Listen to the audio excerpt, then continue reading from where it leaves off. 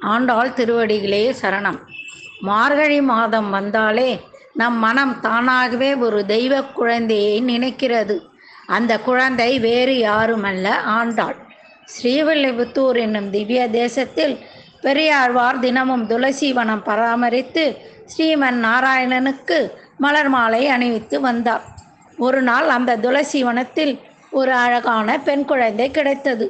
சாதாரண குழந்தை போல் அல்ல, முகத்தில் தெய்வீக ஒளி, கண்களில் பரிசுத்தம்.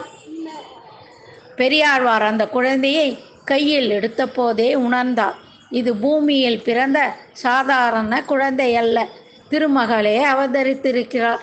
அந்த குழந்தைக்கு கோதை என்று பெயர் வைத்தார். கோதை என்றால் மலர் மாலை. தந்தையின் வாழ்க்கையை மாலையால் நிரப்பியதால் அந்த பெயர் இயல்பாக வந்தது. கோதை குழந்தை பருவம் சாதாரண குழந்தை பருவம் அல்ல. பொம்மைகள் அவளுக்கு விளையாட்டு அல்ல. கண்ணனே அவளின் பொம்மை, மலர்களே அவர்களின் தோழிகள். தந்தை பெரியாழ்வார் கண்ணனுக்கு மாலை கட்டுவதை பார்த்து, நானும் கண்ணனுக்கு மாலை போடலாமா என்று கேட்கவில்லை. நேரே அவனை தன் உள்ளத்தில் அணைத்து கொண்டாள். கண்ணனுக்காக கட்டப்பட்ட மாலையை இது அவனுக்கு அழகாயிருக்கும் என்று கண்ணாடியில் பார்த்து கொண்டு தானே அணிந்து பார்த்த குழந்தைதான் கோதை. இது விளையாட்டு அல்ல, இது குழந்தை பருவத்தில் பிறந்த பரம பக்தி.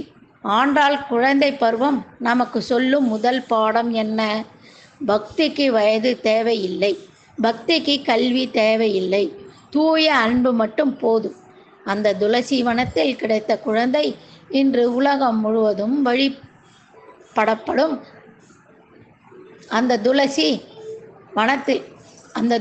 வனத்தில் கிடைத்த குழந்தை இன்று உலகம் முழுவதும் வழிபடப்படும் ஆண்டாள் நாச்சியார் ஆனாள்.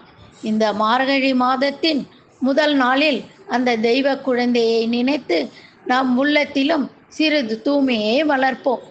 ஆண்டாள் திருவடிகளே சரணம்.